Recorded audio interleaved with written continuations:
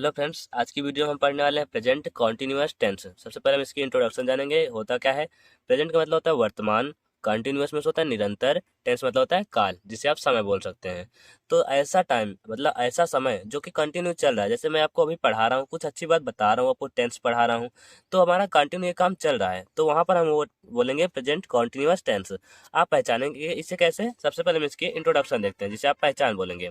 तो जिस भी वाक्य के अंत में जिस वाक्य के अंत में वाक्य के अंत में रहा है, रहा है, रही है, रही है, या फिर रहे हैं, रहे हैं इत्यादि शब्द आते हैं।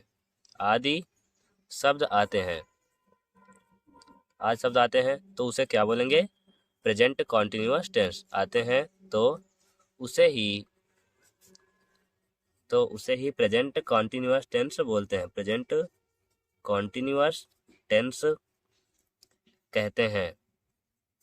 देखिए, जितना टेंस होता है, हमारे टोटल टेंस होते हैं 12 तरह के होते हैं। सभी में पूरे में सबसे आसान यही वाला है, प्रेजेंट कॉन्टिन्यूअस टेंस। तो देखिए, बहुत ध्यान से देखिएगा। ये आप अगर मतलब एकदम सिंपल सा, इसमें आपको कोई समझने वाली बात नहीं है। तो सबसे पहले हम बात करेंगे इसके शॉर्ट रूल की। शॉर्ट रूल जिसे आप स्ट्रक्चर बोल सकते हैं। इसका स्ट्रक्चर कैसे बनेगा? अफर्मेटिव में होता है साधारण वाक्य, सिंपल सेंटेंसेस के लिए कैसे होगा सेंटेंस, ये देखिएगा। स्ट्रक्चर देखिएगा, अफर्मेटिव में सबसे पहले आप सब्जेक्ट लिखेंगे, सब्जेक्ट। उसके बाद हमारा जो हेल्पिंग वर्ब रहेगी, helping verb means is am are. अभी हम आपको बताएंगे किसके साथ इज एम आर का यूज करना है। इज एम आर लगाएंगे हेल्पिंग वर्ब। उसके बाद वर्ब का आपको फर्स्ट फॉर्म या फिर आई एन जी लगाएंगे उसमें। वर्ब का first form plus I N G, या फिर वर्ब का फोर्थ फॉर्म भी आप बोल सकते हैं। तो वर्ब का first form plus I N G लगाएंगे। उसके बाद ऑब्जेक्ट जो रहेगा, ऑब्जेक्ट लिख देंगे। उसके बाद ऑब्जेक्ट कॉम्प्लीमेंट अगर होगा तो लगा देंगे। ये रूल होगा हमारा अफर्मेटिव सेंटेंसेस के लिए। देखिएगा, आपको इसी इसी रूल के हिसाब से चलना है। निगेटिव मीन्स होता है नकारात्मक, जिसमें नहीं शब्द आएगा। तो उसका हम कैसे करेंगे? निगेटिव में कुछ नहीं करना, उसमें केवल नॉट ऐड कर देना। सब्जेक्ट लिखेंगे plus helping verb. Helping verb आपको कौन कौन से यूज करना है? Is am are. तो हेल्पिंग वर्ब प्लस उसके बाद आपको लिखना है, ये नॉट लगा देना है आपके बाद। इसके बाद आपको नॉट लगाना है। फिर वर्ब का जो फर्स्ट फॉर्म रहेगा उसमें आपको आई एन जी लगाना है, I N G plus object जो रहेगा, ऑब्जेक्ट लगा देंगे। ये रूल होता है हमारा किसके लिए? निगेटिव सेंटेंसेस के लिए। उसके बाद इंट्रोगेटिव। इंट्रोगेटिव मीन्स होता है क्या? प्रश्नवाचक शब्द, जिसमें कोई प्रश्न पूछा जाएगा। तो प्रश्नवाचक शब्द के लिए हेल्पिंग वर्ब जो होगी आप पहले लगा देंगे, हेल्पिंग वर्ब। उसके बाद आपको सब्जेक्ट लगाना है, सब्जेक्ट प्लस आपको जो वर्ब रहेगा, वर्ब का कौन सा फॉर्म? फर्स्ट फॉर्म लगाएंगे, उसमें आई एन जी ऐड करेंगे। वर्ब का first form plus I N G. उसके बाद आपको ऑब्जेक्ट लिखना है। और ध्यान रखिएगा कि इंट्रोगेटिव में आपको सदैव क्वेश्चन मार्क ऐड करना है। ये हुआ रूल हमारा इंट्रोगेटिव सेंटेंसेस का। अब देखिएगा, ये सब था हमारा रूल। अब हम आपको बताते हैं कि हम इज एम आर का यूज कब करेंगे, किसके साथ। तो देखिएगा, आप आपको इज का यूज करना है सिंगुलर नंबर के साथ। सिंगुलर नंबर आप समझ सकते हैं, एक वचन जिसे आप बोलेंगे सिंगुलर नंबर। सिंगुलर नंबर हमारे कौन कौन से होते हैं, ध्यान से देखिएगा। ही मीन्स वह, ही सी इट, या फिर कोई भी नेम, किसी का भी अगर नेम होगा, अगर वो नेम होगा, और अगर कोई हमारा सब्जेक्ट अदर जैसे कुछ भी एक ही होगा, एक होगा तो वो सिंगुलर होगा। एक से अगर दो भी हुआ तो प्लूरल में गिना जाएगा। इज, उसके बाद एम। एम आपको केवल और केवल आई के साथ यूज करना है। आई मीन्स क्या होता है? मैं। आई मतलब होता है मैं। तो आई जहाँ रहेगा, आई के साथ हमेशा एम लगाना है। उसके बाद आता है थर्ड हमारा आर। आर का यूज आपको कहाँ पर करना है? Plural number. Plural number means बहुवचन जिसे आप बोलेंगे प्लूरल नंबर। प्लूरल नंबर कौन कौन से होते हैं देखिएगा, यू, फिर वी, दे, या कुछ भी अदर जो भी रहेगा, पीटीसी। तो जो भी हमारा एक से ज़्यादा होगा, दो तीन, मतलब अगर एक से ज़्यादा हुआ तो आप प्लूरल में, वो प्लूरल नंबर में ही गिना जाएगा। और उसके साथ आपको हेल्पिंग वर्ब आर का यूज करना है। ये हो गया हमारा रूल। और सब्जेक्ट हमें किसके साथ? इज एम आर यूज करना है। अब देखिए एग्जाम्पल हम समझते हैं। देखिएगा फ्रेंड्स, अब हम एग्जाम्पल को स्टार्ट कर रहे हैं। हम आपको छोटी सी वीडियो में पूरा डिटेल में आपको समझाएंगे, इसलिए आप वीडियो पर इन तक बने रहिएगा। देखिए, मैं पुस्तक पढ़ रहा हूँ, इसमें रहा हूँ लास्ट में आ रहा है। हमने आपको बताया कि पहचान में कि जिस वाक्य के लास्ट में या अंत में रहा है, रही है, रहे हैं इत्यादि शब्द आएंगे, तो हम तुरंत जान लेंगे वो कौन सा टेंस है, प्रेजेंट कॉन्टिन्यूअस टेंस। देखिएगा, पहला सेंटेंस हमारा है मैं पुस्तक पढ़ रहा हूँ। तो रूल के हिसाब से सबसे पहले आपको सब्जेक्ट लिखना है। सब्जेक्ट यहाँ पर है मैं, तो मैं की इंग्लिश आई। और हमने आपको एक बात बताया कि आई के साथ आपको केवल हेल्पिंग वर्ब के रूप में आई एम यूज करना है, इज या आर नहीं यूज करना है। तो आई एम, फिर हमने बताया वर्ब जो होगा वर्ब का फर्स्ट फॉर्म प्लस आईएनजी लिखना है। यहाँ पर पढ़ना हमारा है वर्ब, तो रीड होगा READ, रीड। उसके बाद हम इसमें आईएनजी ऐड करेंगे तो हो जाएगा reading. I am reading a book, पुस्तक को क्या बनेंगे अ बुक। तो ये हो गया हमारा सेंटेंस। कंफर्म समझ आया आपको? देखिए, तुम दूध नहीं पी रहे हो, नहीं वाला मतलब आ गया शब्द तो निगेटिव हो गया। तुम की इंग्लिश यू, फिर यू देखिए प्लूरल में हमने बताया था आपको, यू आता है प्लूरल, तुम या तुम सब, तो यू आर। हेल्पिंग वर्ब आपको आर लगाना है प्लूरल नंबर साथ, तो आर। उसके बाद हमने बताया नॉट आपको पहले लिखना है, उसके बाद आपको सब्जेक्ट लिखना है। नहीं की इंग्लिश नॉट हो जाएगी, यू आर नॉट।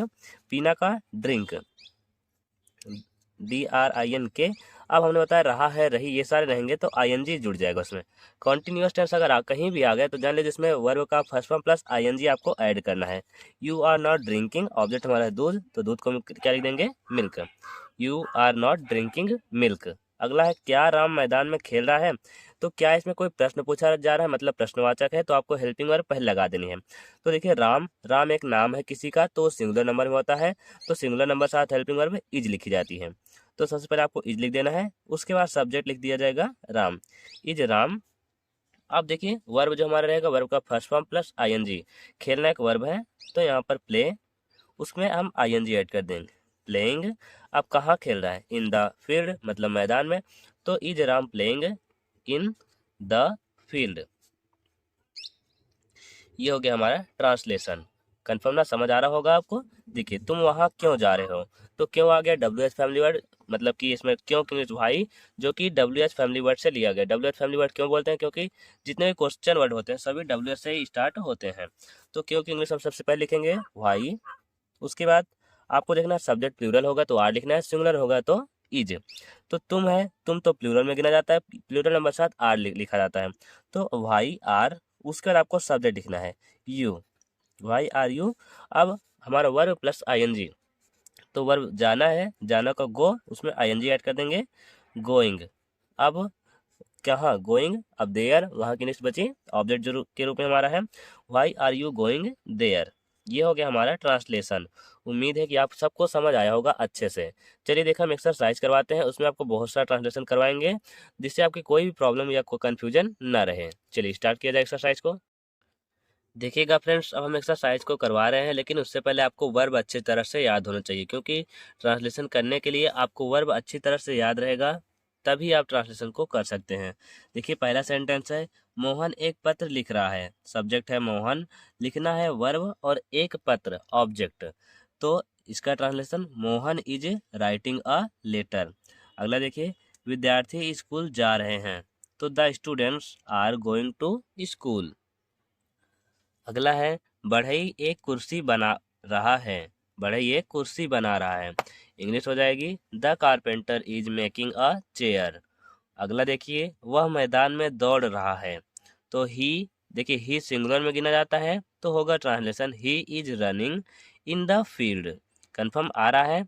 तो देखिएगा, वे गाना गा रहे हैं, तो English they are singing a song. चलिए कंफर्म हो गया आपको। निगेटिव में ऐसे ही करना है आपको। निगेटिव में जैसे आ जाए, मैं पुस्तक नहीं पढ़ रहा हूँ, तो I am not reading a book. आ रहा है आपको? गाय घास नहीं चर रही है, चरना को पहले आपको बताते हैं वर्ब, जिसे बोलते हैं ग्रेज, GRAZE, ग्रेज मतलब होता है चरना। तो इसकी इंग्लिश हो जाएगी the cow is not grazing grass. Confirm. अगला देखिए, राम मैदान में नहीं खेल रहा है, तो Ram is not playing in the field. हो गया कंफर्म आ रहा है आपको? वे बाजार नहीं जा रहे हैं, तो इंग्लिश हो जाएगी they are not going to market. अगला देखिए, इंट्रोगेटिव का अगर हम करवाएं ऐसे ही, तो क्या लड़कियां कमरे में पढ़ रही हैं, तो इंग्लिश हो जाएगी आर द गर्ल्स, क्योंकि इसमें गर्ल्स जो है प्लूरल में है, तो हेल्पिंग वर्ब आपको आर लगानी है। Are the girls reading in the room, ये हो जाएगा इसका ट्रांसलेशन। कंफर्म। आगे देखिए, क्या सूर्य आकाश में निकल रहा है, तो English is the sun rising in the sky. हो गया, इतना आसान था। तो क्या मैं एक पत्र नहीं लिख रहा हूँ, इसमें आप देखिएगा इसमें इंट्रोगेटिव भी और नहीं भी लिखा है, तो इस तरह का आएगा तो आपको नॉट जो लगाना है सब्जेक्ट के बाद ही लगाना है। तो इसकी इंग्लिश हो जाएगी am I not writing a letter. हो गया कंफर्म। आगे आपको देखिएगा अगला है, क्या तुम आज स्कूल नहीं जा रहे हो? तो हो जाएगी English are you not going to school today. सही है, आपने किया था ये। देखिएगा आगे, अब वह किसकी पुस्तक पढ़ रहा है? तो किसकी, किसका, ये सब की पूछ इंग्लिश होती है हुज। तो whose book is he reading now. Confirm. आगे देखिए, तुम कमरे में क्या कर रहे हो? तो what are you doing in the room. आगे आपको तो उम्मीद है कि आप सबको अच्छे से समझ आया होगा। अगला देखिएगा, बच्चा कितना दूध पी रहा है? तो कितना, कितने, हमने आपको हाउ मैनी और हाउ मच का यूज बताया हुआ है। अगर आपने नहीं पढ़ा, डिस्क्रिप्शन में लिंक है, वहां से जाइए, use of how many and how much अच्छी तरह सीख लीजिए। तो यहाँ पर कितना वर्ड आया, तो कितना के लिए हाउ मच लगेगा। तो how much milk is the child drinking. तो ये हो गया आज का हमारा टेंस खत्म। तो आपको वीडियो कैसी लगी हमें बताइएगा ज़रूर, और हमें अपनी वीडियो में किस तरह के सुधार करने चाहिए प्लीज़ कमेंट बॉक्स में ज़रूर बताइएगा, ताकि हम अपनी गलतियों को सुधार कर सकें और आपको बेहतर समझा सकें।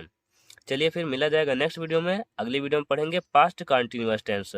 तो अभी तक चैनल को सब्सक्राइब नहीं किया तो सब्सक्राइब करके बेल आइकन को प्रेस कर दीजिएगा, ताकि हमारी हर न्यू वीडियो की नोटिफिकेशन आप तक तुरंत पहुंच जाए। चलिए मिला जाएगा नेक्स्ट वीडियो में, तब तक के लिए जय हिंद।